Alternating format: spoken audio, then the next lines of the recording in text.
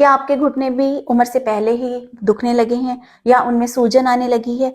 अगर यस, तो आपको पता होना चाहिए कि ऑस्टियोआर्थराइटिस जो है वो आज की मॉडर्न लाइफस्टाइल के साथ जो है वो बहुत ज़्यादा कॉमन हो गया है, जिसमें जो मेन रीज़न अगर आप मेन कॉज देखेंगे तो वो आपका जो बढ़ता हुआ मोटापा है, जो ओबेसिटी है, वो जो चीफ कंसर्न जो है वो बन गया है।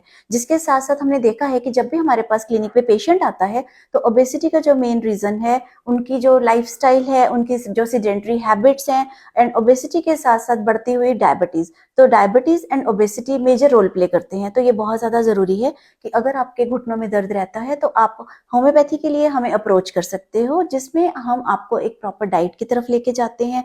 होम्योपैथिक अप्रोच टुवर्ड्स ऑस्टियोआर्थराइटिस जो है वो परमानेंट है, और इसके साथ आप अपने आप को टीकेआर सर्जरीज मतलब मेजर नी रिप्लेसमेंट सर्जरी से बचा सकते हो। तो आप आज हमारे साथ हमारे फिजियोथेरेपिस्ट हैं, तो वो अपनी तरफ से आपको कुछ टिप्स बताएंगे। सबसे पहला टिप जो मैं देना चाहूँगा वो ये है कि बैलेंस डाइट। हमारा डाइट प्लान जो है बहुत बैलेंस होना चाहिए, जिसमें विटामिन डी, कैल्शियम और जितने भी बेसिक न्यूट्रिएंट्स हैं उनकी वैल्यू अच्छी मात्रा में होनी चाहिए हमारी डाइट में। और दूसरी जो मैं टिप देना चाहूँगा वो ये है, स्टे एक्टिव। जितना हम चलते रहेंगे, जितनी हम एक्सरसाइज करेंगे घुटनों की, उतना हमारे लिए ठीक रहेगा। जैसे कि मशीन को चलाने के लिए, उसे वर्किंग कंडीशन में रखने के लिए उसका चलना बहुत ज़रूरी होता है, वैसे ही हमारे घुटने हैं, वैसे ही हमारे बाकी मेजर जॉइंट्स हैं। इनको चलाने के लिए हमें एक्सरसाइज और वॉकिंग करना बहुत ज़रूरी है।